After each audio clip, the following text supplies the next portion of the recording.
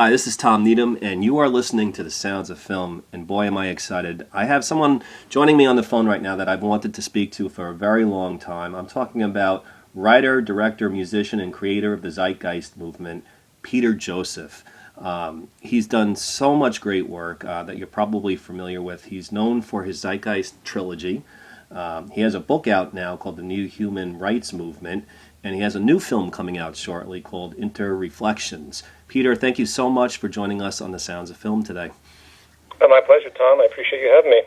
Oh, no problem, Peter. Like I said, it's really a pleasure for me because I've been following your work, and you're a unique filmmaker. Just the way that you got known in the first place with your movies is a very fascinating story. So let's go way back to the beginning.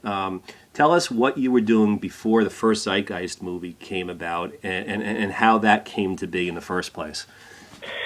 Yeah, so I was trained as a classical percussionist, so I went to school as a musician, and, for a good period of time that was my pursuit and my naivety in my early 20s.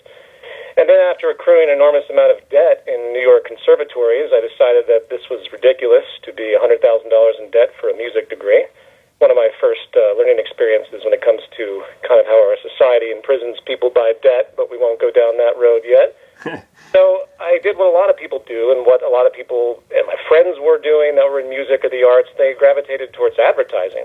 So I ended up being a music composer at an advertising agency, a couple of them, and along with being a video editor. And with that experience, and I never, perfectly honest with you, I never intended to be a filmmaker. I was always focused on music and oriented all of my creative work around it, even though I did gravitate towards visual interests. And the first Zeitgeist film in 2007 wasn't actually a film at all. Actually, before I jump down that road, let me just also say, because it will probably come back later in terms of my experience, that I also did about 6 years working as a private equity trader, trying to escape, in fact, from the bowels of being in advertising, or in fact of a kind of a corporate hierarchy. So that was my attempt to escape, and that was also a tremendous learning experience because I got to see sort of the inside of two of the worst industries on the planet, advertising and Wall Street, as far as I'm concerned. So in this, I had this kind of cathartic moment where I was like, I'm going to create something for myself. I'm just going to do it. It's going to be an expression. So downtown Manhattan. I live in Los Angeles now. Excuse my muscle memory. I decided to put on a performance piece for 6 nights called Zeitgeist. I had 2 giant screens, and I had a big percussion setup, kind of like a vaudevillian type of thing, if people are familiar. And for 6 nights for free, I lured in a bunch of tourists and scared the hell out of them because what they walked into is not what they expected. And with that kind of expression, I never anticipated to release it. It was just a one-off catharsis, as I call it, and this was a time where YouTube really didn't exist. It was just a bunch of 10-minute cat videos, and the only thing that was around on the internet for film was called Google Video, which is no longer there either. And I uploaded the raw visual onto Google Video after that performance run was over. And at that point, it was done. Like, I was moving on. I was back at work, and I was working the whole time in preparation anyway. So it was just something I did for myself. And boom, it sparked, went viral. The legal threats came in because I had literally no clearance for anything in that film. Wow. And I was able to resolve all those issues. Luckily, many people were very fascinated by it and actually appreciated the exposure that the film created in and of itself. So I luckily didn't get sued into oblivion. If anyone's listening, the statute of limitations is up on that film, so good luck trying to sue me now. Right. But nevertheless, that's how it started. And then after that, I realized, well, there's an audience here for what was really something I hadn't even figured out yet, to be honest, because as an artist, I just kind of reached deep inside, and that film came out, and then I recollected myself when I made Zeitgeist Addendum in 2008, and then 2011, the release of Zeitgeist Moving Forward, the end of the trilogy, and I had a very unique arc with all of that, ending on what is ultimately an economic criticism, but I won't go down the road of all the ideas within it. But it was very organic, and the movement itself, the Zeitgeist Movement, started in just that capacity. It just spawned out of it, and it's been a unique ride over the past 10 years, I can tell you. Well, I can't even imagine. You kind of glossed over a lot of stuff. If we can go back and just touch on some of the things. I laughed a little bit when you said that advertising and Wall Street are 2 of the worst careers that someone can go into. What did you mean by that exactly? Well, I'd say they're the worst institutions. They're auxiliary institutions that don't actually create anything. They don't promote anything of positive value. I could, a lot of my work, especially in the new human rights movement, I address both of these issues. The book that you mentioned, Wall Street is kind of the ultimate abstraction of what our system does, and that's create nothing, sell nothing for profit. So when you have a certificate of ownership in a company like Apple with $700 billion in market share, with floats of billions of shares, no one really owns Apple at that stage. It's just a big casino for gambling. And that's what Wall Street's become, and big corporations now spend an enormous amount engaging with investment banks because they make so much money faster than they would through traditional retail and Main Street. So these institutions kind of represent the worst of the social condition, or the zeitgeist itself, as far as I'm concerned. Advertising, on the other hand, artificially creates demand and creates a neurotic culture.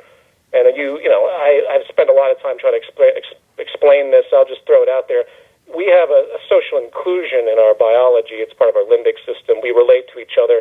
It's pretty well established. We feel it intuitively. We're kind of defined by each other, and there's lots of theories that talk about that and link it to our social psychology and our biology. And what advertising does is it manipulates people's sense of inclusion, and it forces this kind of need to conform to whatever the rest is doing, and in a propertied sense. And that is a very despotic place to be because it's deeply contributing to our lack of sustainability as a species on this planet. So I could go on an extended tangent on both those subjects, but I'll leave it at that. Well, we can get into it a little bit. I mean, at the core, a lot of what you get into in your movies and in your books is a criticism of capitalism. Can you get into just a little bit about, for those people that maybe are not quite as familiar with your work, Sure. What is the real problem with capitalism? Well, let's first be very clear when we use these terms. So capitalism is actually an ideal. We don't really have capitalism, just in the same way we don't really have a, quote, free market. And I don't say that in a justification of the institution whatsoever, because it would be impossible for us to have what theorists have put forward as the ideal of capitalism or a free market, because we don't take into account the negative externalities of this kind of economic system. So poverty as a negative externality is not resolved within the system, and pollution, climate change, and so on is not resolved within the system, which is why you have so many NGOs and external parties trying to collar and trying to stop the mess that the wake of this kind of capitalistic society is creating.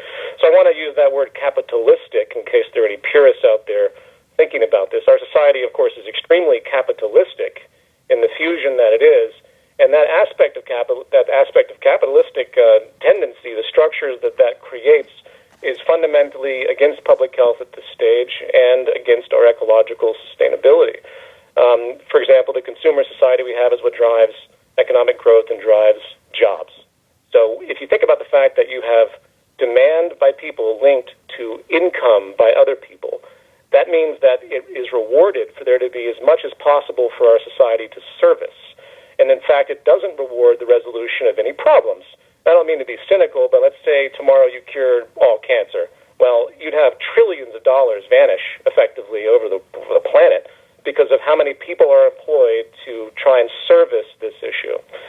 Now, that's one side of it, and obviously, if you have a consumption-based society, you're going to gravitate towards looking at the earth as just an inventory to exploit, as opposed to trying to be in harmony with the earth.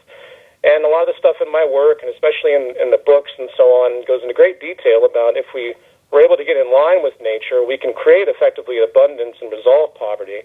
And at the same time, we can gain ecological sustainability, but that will not happen within a market or a capitalistic structure. What do you say to people that would make the claim that it's the profit motive that will lead to a cure to cancer? I understand the point that you were making. There's so many jobs. I'm well aware of all the things people say in defense of the system. The profit motive appears like it would lead to the end of problems. But again, you establish institutions, and once those institutions are established, their job is to service the problem, not actually resolve it. And this isn't conspiratorial. This is an issue of social psychology. This is an issue of kind of what I call euphemistic thinking, where people are navigating for their own self-interest, and they think they're doing the right thing, but their subconscious knows that they can't make themselves obsolete by working to actually resolve problems. No corporation wants to create, say, that is highly modular, that can be updated, that is designed to last for 10 years, 15 years, with built into it the ability to advance it without the need to throw it away and create more waste, that is feasibly possible. But if any corporation decided to actually do that, they would make themselves slowly obsolete. They would reduce the number of people employed. They would reduce the number of sales. I mean, look at Apple. Apple just reduced a $1,000 iPhone, and it's struggling to get people to buy these things because there's no reason to have this type of advancement step by step. I'm a filmmaker, so I'm using Red Dragon, a 6K camera, and Red just came out with an 8K camera. For what? People don't need this right now, but the companies, they want to pull in more and more. They want to make it seem as though it's better and better so they can preserve their employees, they can preserve their market share. And that's just a very destructive place to be. Going back to your issue of trying to resolve disease, I really believe that subconsciously there isn't an issue to resolve disease. I think these large pharmaceutical companies, they organize themselves in preparation for there to be more servicing, not in the interest to actually resolve any of the issues. That's why pharmaceutical companies, for example, spend more money on advertising than they do on research and development. I mean, if you think about that reality, that's a very true fact. Think about that. That means that they are so much more concerned with taking in income and profit than they are with trying to actually figure out how to resolve illness. There's plenty of other examples for that across the whole of capitalist industry. Yeah, that's disturbing. If we can go back just for a second to your first film, I know you've made it very clear, and you can make this clear any way you want to our listeners, that the first movie and some of the ideas that are in it are not necessarily representative of any of the ideas of the Zeitgeist movement. And, I accept that, and if you want to explain it any further, that's cool. But I did want to say that obviously that first movie really caught everyone's attention. And it sounds like it was an experiment that you put up there on the internet and didn't even know exactly what was going to happen. But in that movie, it presents some very, very interesting questions about a number of institutions in our society, and such as you question the origins of Christianity, you question things related to 9/11, the Federal Reserve, the North American Union. And since then, it seems like you've backed off a little bit from some of these subjects. I do understand that you've said that we live in an age where if there's any accusation made of somebody as being a conspiracy theorist, it's very damaging, and it's impossible to fight, and I can appreciate that. But yet, aren't these questions that you raised in this first film still very important? Absolutely. I mean, I say I back off from the subjects because I'm trying to limit, as you pointed out, the consistent exposure I have to fringe groups, the dismissal and the categorization of people that have had such questions, and to focus people that are following my work on things I think are most relevant when it comes to social issues. So let's go through it. So you have the Christianity section and the astrotheological basis of the Judeo-Christian theology, which extends to Islam as well. They're really all the same basic religion.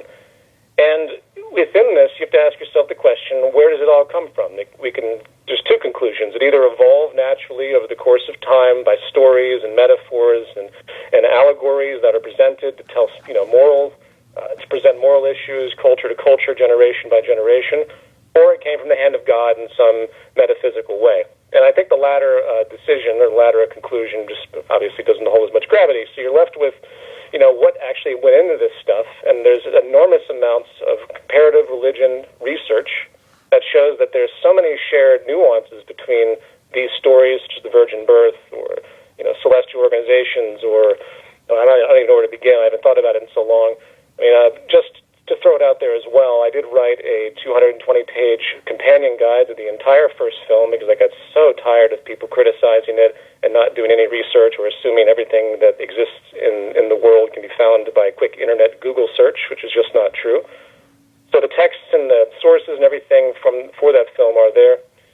So I think that's a very important thing for people to understand about history and the fact that there's a lot to actually learn from early religious, Gnostic religious development in terms of not only insight into culture and different worldviews, but also the evolution of these steadfast theistic, religions that unfortunately people seem to just think came out of thin air. And I'll be honest, out of all the controversial things in that film, even 9/11, people still come after me on the religion thing on a virtual daily basis. I've gotten more threats because of that, even after after 10 years. Wow. So it's really interesting how intolerant people are of what is really just an academic perspective. So moving on to the second section, the 9/11 section still holds much gravity today. And I don't pursue it again because it's such a difficult subject to bring up, because people instantly think you're a lunatic, or they lump you in with the fringe Alex Jones community, and so on and so forth. And with the Trump administration, the term conspiracy theory or conspiracy theorist has literally been plastered everywhere as something synonymous with, again, a lunatic. So by force of culture, I just stay away from it unless I'm in a particular situation where someone really wants to go through it, because it should not be lumped in with any fringe idea that, any of the nonsense that's out there, the earth is flat, or, Sandy Hook was a false flag, or whatever people come up with and then lump it in. And there's plenty of evidence that still comes out regarding the events of September 11th. And the saddest part is nobody really got an investigation, because a true independent investigation would have found so many holes. And then right now, 10 years later, we're getting news that Saudis supported a dry run of 9/11 2 years before.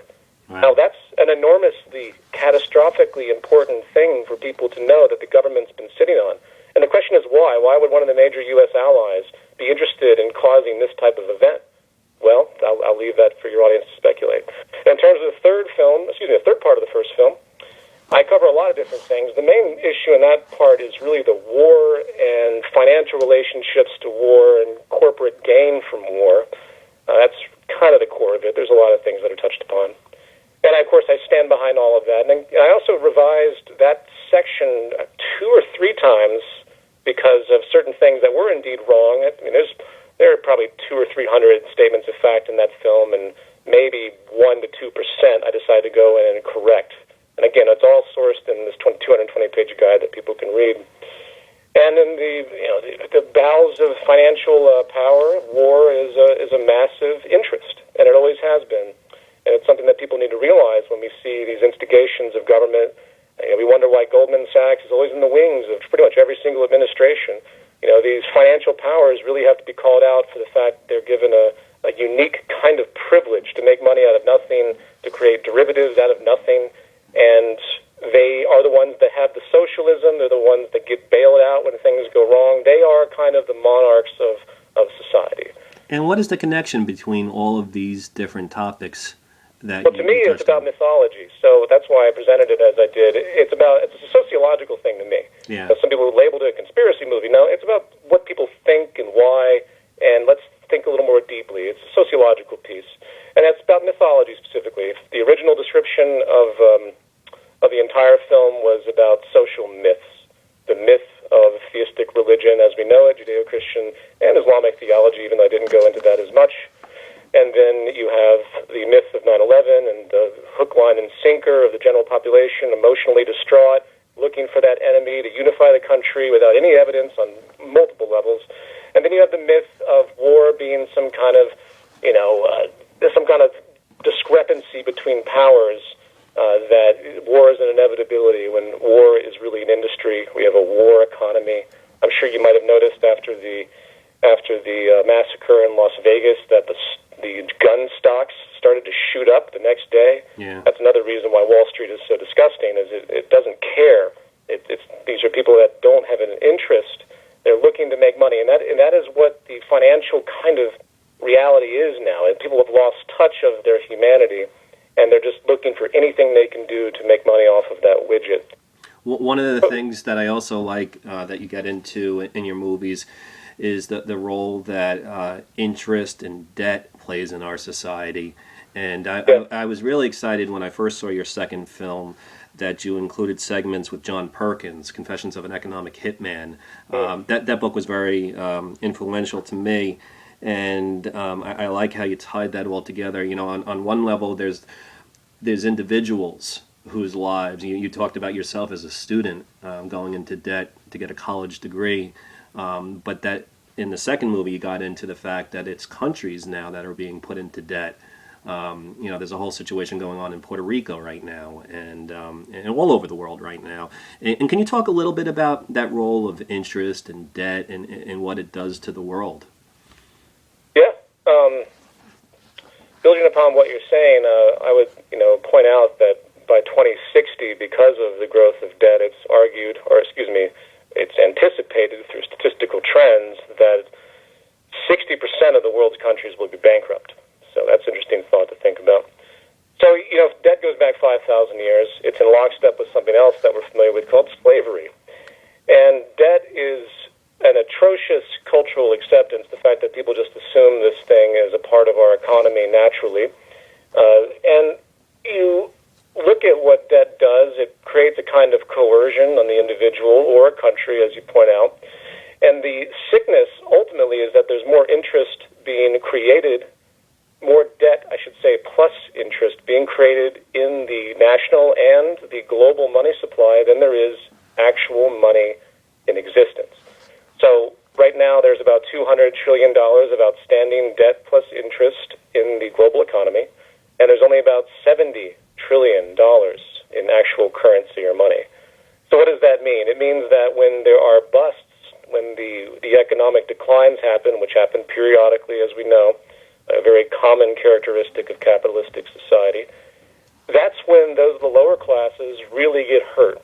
And the banks come in and take their property when they can no longer pay their loans, or the state takes their property with the banks when they can't pay their estate taxes, their real estate taxes, and so on. And on the personal level, that keeps wages low, it keeps people vulnerable, it keeps unions weak, and it keeps supporting the upper class. It's really a vehicle of class war when you put those two things together, debt and the boom and bust cycle.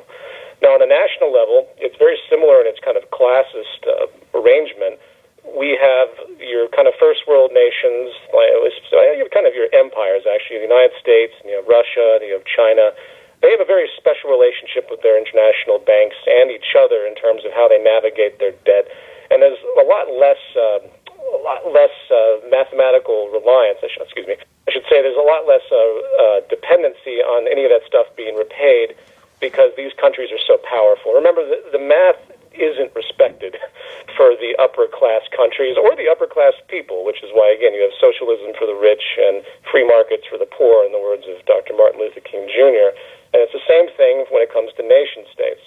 So you look at Puerto Rico, you look at Greece, you look at all of these countries that have undergone massive austerity and then loss of all of their social welfare systems, and effectively the slow erosion of security and stability in those countries.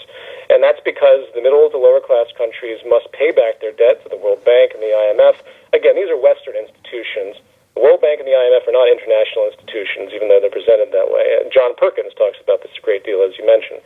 They are Western-backed institutions. They have a very strict economic perspective. They are neoliberal. They are interested in globalized neoliberalism, which means that they expect privatization to be the norm. In fact, they expect privatization and basically a complete lack of any kind of, governmental regulatory oversight. They expect that to not happen. They want everything to be privatized. They want everything to be open in a very loose term. And what that does is limit the ability of the general populations to survive, and limits those countries to actually gain any kind of economic power, ultimately.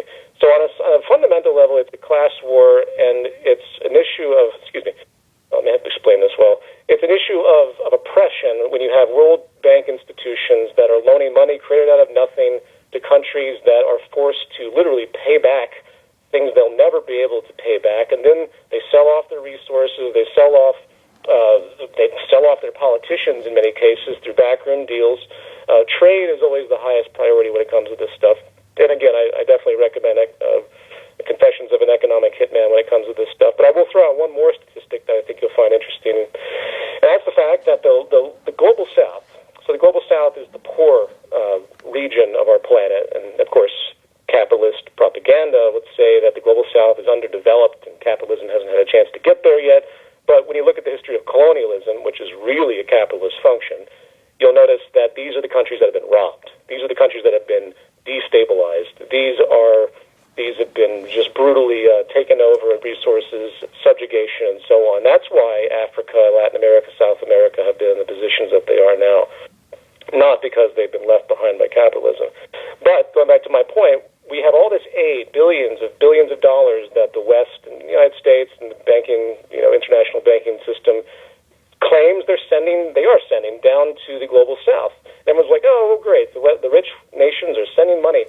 What they don't talk about is that much more money, hundreds of billions of dollars, is being siphoned back up into effectively the Western clique, from all the austerity, from all of the debt repayments, from all of these other things that happen underneath the surface that continue to stifle these countries.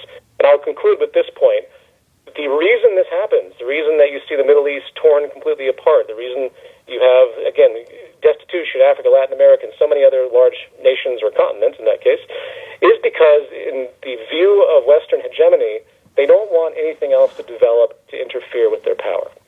And that seems very brute and crude, but that's really what it comes down to. If you keep these places fragmented, like the Middle East, especially if they have ideologies that you generally oppose, like our supposed Christian nation versus the Islamic nation, which is an old duality, unfortunately, but it still persists, then you just destabilize them, you fragment them, you break them up, just like you would a civil rights movement. You work to not have unification. And that's why again, I can go on a big tangent on all that as well, but Yeah. but I'll stop there. Because it's really interesting. I was curious. I don't know where you come down with this, but I've heard other people speak that probably would agree with your analysis that you just explained.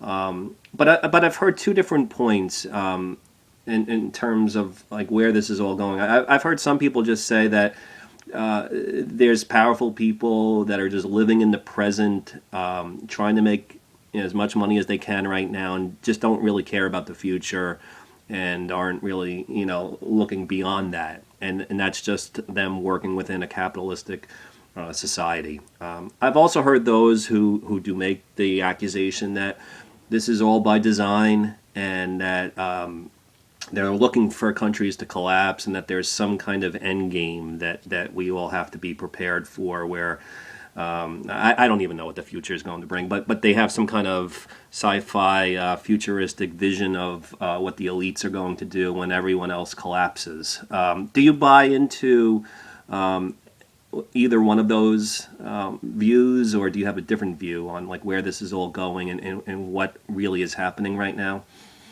I'd say at the root of it is a systemic unfolding rather than a conspiratorial one, but it's important to point out that within the systemic unfolding, within the gaming strategy of trade and dominance, within the general self-interest of groups, and then the group versus group, whether it's a corporation that's competing for market share or whether it's nations that are competing for economic dominance, there's still a system.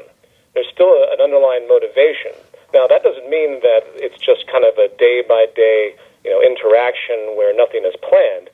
If you look back at the 20th century, you see all the hallmarks of effectively mafia behavior on all sides. There's an excellent book that I recommend. It's a comparative study of 6 nations during World War II called Business as a System of Power. It was written in 1943, if I remember correctly. And it outlines the economic structures of about 6 nations. Is Germany, Nazi Germany, effectively fascist Japan, of course the United States, and numerous others, France, and some other European countries. And what you see is that the amount of collusion, the amount of familial bond, like in Japan, it was just families that owned everything, which carried over into American tradition, where you had people like the Rockefellers and so on. And the enormous amounts of industry were monopolized and cartelized by families and then groups related to families. So from that level, yeah, you can look at it as an angling by conspiratorial groups. And you can, of course, think about the long-term history of power, which goes back literally thousands of years. The dawn of the modern power structure goes back to the Neolithic Revolution. I talk about that in my book, where it created this really outstanding competitive society fighting for surplus resources when agriculture was developed and so on. So if you think back that far, you realize that the idea of power, the idea of maintaining control of an opulent minority against an impoverished, impecunious majority, that is something that is codified in the worldviews of many of the richest long-term families, and they practice this as like a caste system, and that does have conspiratorial overtones. So my point, to answer your question, is I agree with both sides of the equation, but I think it's wrong to say that if we remove certain people that have such power, things are going to change. That's where the systemic thing comes in. That's when you realize that our structure is motivating certain things, and statistically, probabilistically, certain people are going to rise to the top, and they're going to develop these patterns of dominance and apathy towards the lower classes, and so on. And in fact, I think really the worldview has been ultimately exemplified by the Trump administration and this new childish winning mentality and this idea that getting over on other people is a good thing, and expressing your dominance and so on, and America's number one, and we don't care about anything else. These are all old tribal values that are ultimately elitist. So it's not difficult to see how those that believe this kind of stuff naturally plot Right. towards the future. Now, if you're going to ask me, are people anticipating collapses in certain ways of this society, and are they preparing? Yeah, they are. People like Peter Thiel, Seasteading, there are plenty of people that can see that the class inequality and that the ecological decline is going to create problems.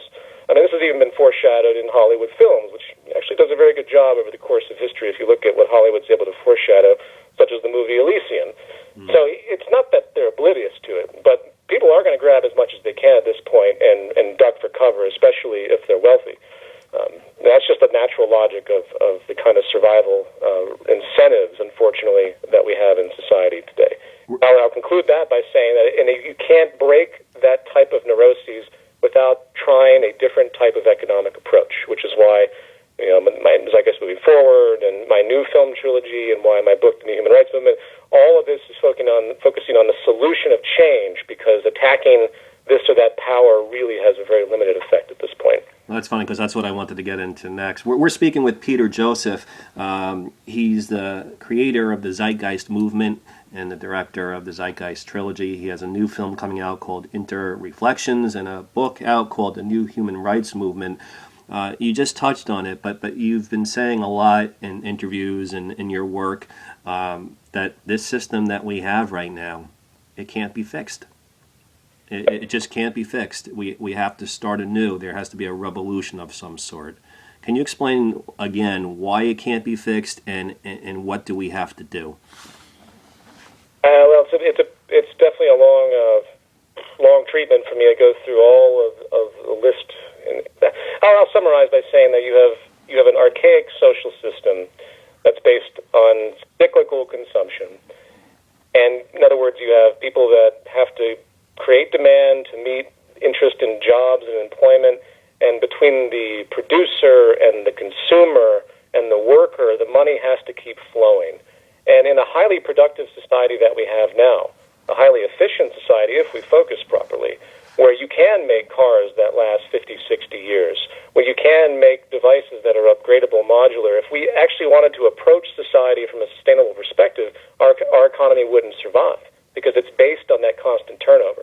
I mean, the only solution to compensate for it, especially with technological unemployment, where now humans are literally being replaced by machines, which are much more effective, it's much safer, they're more efficient, and eventually will be far cheaper to use than human employment in all sectors over time, as trends say, would be to give people, say, like a universal basic income and stuff like that, which, by the way, I'm in favor of. But that doesn't really change the system. So even if you did that and compensated people, you still have this overt consumption mentality that's been bred into people. You still have this need to look at the earth as something to exploit. So ecological sustainability has to come from organizing industry in a way that takes into account the natural limits of the earth, while also incorporating modern understandings about what efficient production actually means. And I wish I could go into an extensive explanation of that, but that's probably for another conversation. Again, all this stuff is detailed in the work I've been doing for years. So the system's unsustainable, and it can't support itself, and right now it's creating more economic inequality. And the more economic inequality you have, or more accurate, the more socioeconomic inequalities, it's not just economy. It's the social ramification. It's the fact that people with more money have more power, and so on. And that has been well researched by epidemiologists to note that it's creating extreme social instability. While what happened in Las Vegas is to be decided, but you look at the rise of terrorism, you look at the new kind of culture of mass murder, you look at the sporadicness, you look at all the refugee crises, we're seeing a destabilization of our society driven effectively by socioeconomic inequality. And if climate change and so on continues as it does, along with many other pollution problems, biodiversity loss, every single life support system is in decline on this planet, that will not harm the earth, so to speak, it will harm society. It's going to make it that much more difficult for the next generation to actually live together in cohesion. So the onslaught of war and destruction and so on, that is a clear trajectory. And in order to stop that, you have to look at the economic premise of our society, which is based on competition, exploitation of each other and resources, and realize that there are other ways now with modern technology to pair people with things of their interest so they can contribute to society, but not in a competitive sense, where the means of production can actually be accessed by all, not in private ownership, where people can have a democratic type of economy. And that's something, again, that takes a lot of explanation to do.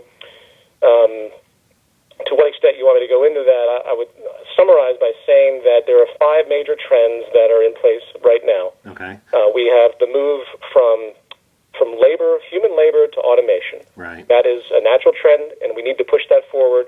It's going to stop labor oppression. It's going to increase efficiency. It's going to reduce our ecological footprint if we do it right, and it's going to free society from the detriment of its own oppression. The second thing is we need to move to an access society rather than a property society. We see this with Uber already. We see this with sharing systems. But it needs to be put into motion where it incentivizes people to share various forms of goods that they use sporadically. Cars are a perfect example, but even homes could be a great example, along with many other forms of technology. I'm a filmmaker. I definitely wish I did not own all the film stuff I have. I wish I could just rent it as I go, but unfortunately that's far too expensive if you've ever tried to rent film equipment over the course of long periods of time. Very, very expensive to do that. So I have to invest in it, as they say. I don't want to do that. All the stuff, I have storage unit stuff. It's nuts. Then you have a kind of digitized network feedback, it's called, which replaces what has been put forward by capitalist folks as a rebuttal to any kind of so-called socialism. And that's the idea that you can't track people's preferences and all of that without having money in markets. And that's not true. There are plenty of ways you can track transactions of all kinds through the internet. That's another one. You want to open source. Right now we have people sitting in boardrooms deciding what people want, and they use their arms of advertising to manipulate them into buying things. No, you open source everything. First of all, open source is far more productive. It's far more innovative than people sitting in a boardroom because the public can actually feel out what they're doing. You can create open source design systems. There's certain types of CAD systems that already exist right now. So imagine getting rid of corporations and actually having open source platforms where the public goes in based on their interest and their expertise, because education would change too. And they work to design things. And then it would be incredible, the amount of innovation. And that's been proven by the development of Linux and numerous other open source projects. And then the fifth thing, and this real fast, is localization. So you have globalization, which on one side seemed to be a positive thing because it brought the world kind of together, but it's really just a trade strategy. Yeah. Globalization is about exploiting poor countries, exploiting their resources, and exploiting their labor. So, the average American food plate, depending on which statistic, travels between 1,500 to 3,000 miles before it hits your plate. Right. That's nuts. There's no reason for that, and there's all sorts of advanced technology like vertical farms and other advanced systems of agriculture that can enable that to be removed with enormous preservation of energy, huge reduction of pollution, and so on. It's absurd. In New York, they should have, say, vertical farms with organic produce being produced all around, just like they should have in Los Angeles. And it could be done, but unfortunately the nature of trade power is such that it's become too profitable to do this completely complex movement of things all around the world, and it also serves as a kind of geopolitical dominance, but that's another subject. So automation, access, open source, localization, and digitized feedback are the 5 major transitions I advocate, and if you applied those in synergy, it would completely transform the way our economy works, and it would change human values and transform the way people relate to each other, which is the most important part. So you're dealing with a lot of very interesting, thought-provoking ideas. Now, up until now, though, the way that you've communicated has been through your nonfiction books. through your documentaries. And I see that now you're getting ready to release InterReflections, and that this is going to be a different type of movie for you. Can you explain how this film is going to be different from the previous films that you've released, and what do you hope to accomplish by experimenting in a different type of film outlet? Yeah, well, I'll first say that I was hoping for a fall release of this year, but because of budgetary limitations and the complexity of the work, because it's a giant composite work, it's not going to unfortunately happen until next year. But I'll just throw that out there to many people's disappointment. This film has been taking forever. People are waiting for it. What's that? People are waiting for this. I know, and I feel really bad, but because of what I'm trying to do. I'll get into it. I mean, basically, I'm trying to make a live-action fantasy film that is a mixed genre piece. It has documentary elements, but it carries multiple storylines, and it's very abstract. I kind of jokingly say it's based on the old Zen Buddhism idea of koan. And koan is this sort of anecdote or riddle where you are showing how logical reasoning has limitations, and you have to find ways to artistically kind of provoke enlightenment through non-rational means. So it's very experimental, and when people see it, they'll begin to understand why it's taken me so long. Because unlike documentary, where you can kind of, people aren't that critical of documentaries. If the content's good, you can have bad images and stock stuff, and that's what makes documentary kind of effective in terms of low budget. But for this, I'm using a low budget approach to what is really a high-end Hollywood style, and that's what's making it very difficult. But the communicative strategy is to use abstraction, and I realized this actually from the first film, from Zeitgeist, because you watch the film trilogy Zeitgeist, it goes from a very abstract kind of in-your-face thing that's unrelenting, and then it moves into more of a traditional documentary by the time of Zeitgeist moving forward. And I realized that the power of that first film wasn't just the controversy of the content and all of that. It was also the way it was done, because I organized it around music. That film, music came first in that film, and that's something I think it's important to point out, because I had to put music on the back burner by the last one, and I realized that there was something that was missing in terms of the power of the communication. So as a musician, I'm really homing in on the music for InterReflections as a kind of starting point. In fact, I'm approaching the film as an audio piece where I would listen to the entire thing and then build the images sort of out of that, even though that's going to sound quite bizarre when you actually see it, because it has basically a series of vignettes, and it tracks on one level First of all, there's 3 of these films, so there's the trilogy that's coming. So I've written the whole thing as a giant arc, and each film will be released about one a year. And it tracks the story of a counterculture group called Concordia.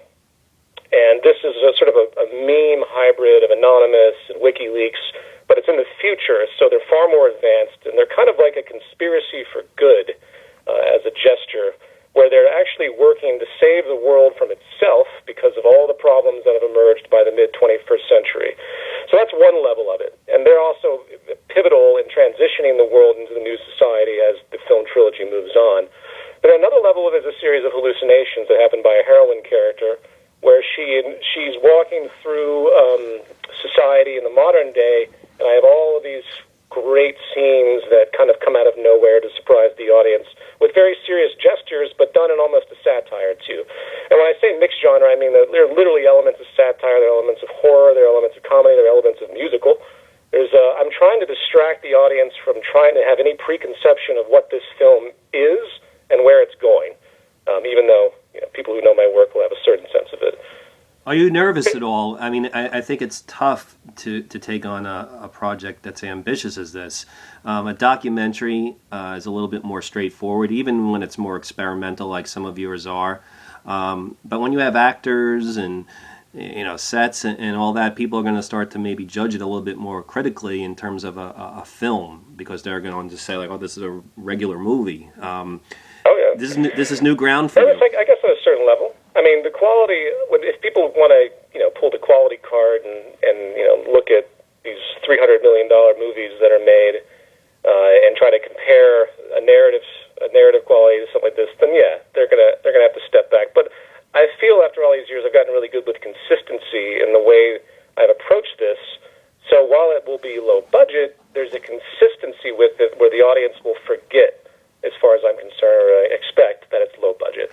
So Yeah. And as far as, if I was to give any advice to anyone out there that's working artistically in film, is I've decided to just suspend any assumption of what the audience is going to think.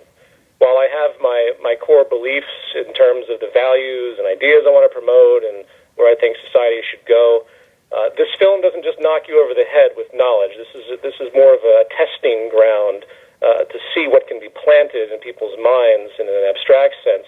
And I'm doing it with no regard for what the audience expects. So in other words, I'm approaching it without caring.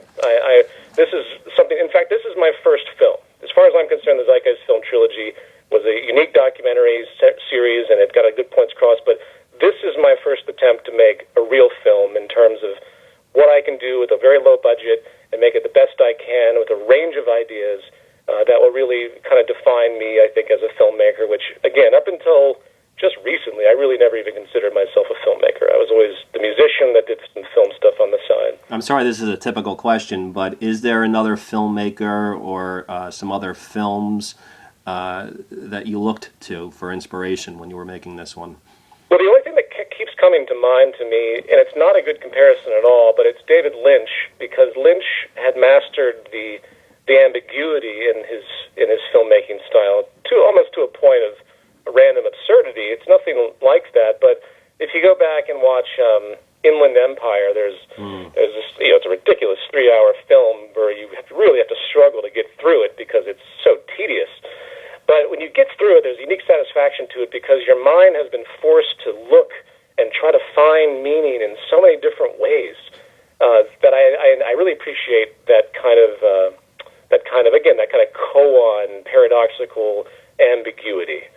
So I'd say David Lynch is an influence, but this will be nothing like Lynch. Your original trilogy became worldwide famous because of the path that you took by putting it up there on the internet. Are you going to go that route again, or are you going to do more of a traditional, theater kind of release? What's your plan for this movie? If I can find I have one distributor that might work out for a small theatrical. I'm not quite thinking about that yet. I mean, the cost and the labor of this thing is so extensive as compared to the documentary series. I mean, I literally put out every film the day after its single screening.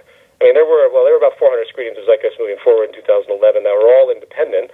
I didn't make a cent off of it. I literally just sent Blu-ray discs to all these folks that signed up to have a free screening in their local theaters. This is more difficult, and in order for me to survive and make the other two, I'm going to have to go a more traditional route. It will be on VOD. It will be released through traditional circles. If I can find somebody that can put it out there in a good theatrical release that gives it more notoriety, then I will. The thing that's changed about the internet and the release of films and media on the internet is it's just so saturated. You still have to kind of respect the traditional release platforms now if you expect to get higher notoriety. So, film reviewers are not going to pay much attention usually, unless it's a massive internet blockbuster like Zeitgeist, to something that's released now. Yeah. So I got to do the best I can. I'm not selling the film out in any way, but I realize, unfortunately, and I hate it, but I have to look at this as from a traditional kind of business standpoint, at least on a fundamental level, because I wouldn't be able to continue if I don't. It's so interesting. I was I don't know how I can explain this. I was just doing an interview with this director of an Ayn Rand documentary. Okay. And obviously Ayn Rand's philosophy is about, I would say, probably completely opposite to what that you get into in a lot of your stuff. Yes, I would say so. But the funny part of it was that the filmmaker got onto this whole thing about how he was frustrated with Hollywood because Hollywood doesn't appreciate good art and that it's not all about making money. And it was like this ironic rant about how, that Hollywood only cares about money and not the ideas and all that. And I'm like, well, but you're supporting Ayn Rand, isn't it supposed to be true that if that if capitalism, has its way, that the good art will rise because, that's what profit does. It brings out the best. And he kind of had to relent on that a little bit. But it's interesting in your particular case, and I really don't know what else you're supposed to do, but I'm always kind of fascinated with the idea that if someone does have criticism of capitalism, and they want to get their ideas out there, like how else can you do it but to sell it? Michael Moore is a multi-millionaire now, and that seems to happen. Like if you're good at something, even if you're good at promoting ideas that are critical of the system, then you will make money doing it. Which is a nasty trap, and one of the reasons I stayed out of any kind of commercialization of anything for a very long time. And I think honestly, the first real commercial project I've done has been the book, The New Human Rights Movement, because I'm working with a publisher, and their interest is to make money, so I have to deal with that partnership. But at the same time, it's completely hypocritical on a certain level for me to promote my book, and I feel that dissonance every day. But the thing is I didn't invent this system, so whenever someone comes up to me, I'm not accusing you of this, by the way, but I always say to them, oh, well, you're selling your movies, or you're selling, like, well, I could be flipping burgers somewhere. Yeah. How am I going to find time to take care of my family and then make more art if that's what I'm doing? So I'm well aware of the superficial hypocrisy, which is why I walk a very unique line. Yeah. I mean, all of my films are online currently for free. Even my and I don't know if you even knew about this because I didn't make a big deal out of it, but I did a show, a 6-episode series called Culture in Decline. Yes, yeah. Yeah, and I just did that for fun, and people appreciate it. I did it completely for free. So I've paid my dues in terms of literally neglecting. I don't even want to think about how much money I've neglected. If the people that came to me after Zeitgeist, big studios and all this stuff, and my ideology at that point was so steadfast and there's such contempt for society, I wouldn't even tolerate these conversations in terms of trying to market this or make it bigger and so on. I liked the fact that it was small, it had an independent type of concept on the internet, it didn't have all the pollution of corporate identity and so on. But in hindsight, a side of me regrets it because I'm struggling. And this is the unfortunate dichotomy that we survive in. Myself, the people in the movement, we've faced with this unfortunate duality. Yeah. We have to take into account that we have to survive. We have to take care of our parents. We have to do what we have to because the system's not going anywhere tomorrow. But at the same time, we got to keep advocating for what's right. Well, I appreciate your honesty about that. Yeah. The very last thing I want to ask you is you created this Zeitgeist Movement, and I'm just wondering, like, where do you see this going 10 years from now, 50 years from now? Will it last 1,000 years? I mean, what exactly is going to be happening with this movement, do you see? Well, I often joke, everyone's in the Zeitgeist Movement whether they like it or not, because Zeitgeist, meaning the spirit of the times, it has to do with that kind of daily routine of belief and interaction that people have. Even the normal person with their 9-to-5 and their family, and they drive to work and back, and they engage their social life, they are making a statement about what they believe, and other people are picking up on that statement. So I look at the movement as something that is, first of all, amazing that it's survived almost 10 years, because most social movements don't do that at all. The fact that we still have many chapters in 60 countries, and we've done probably at least well over 1,000 events, easy, live events, across at least 70 or 80 countries now. I was just in Australia.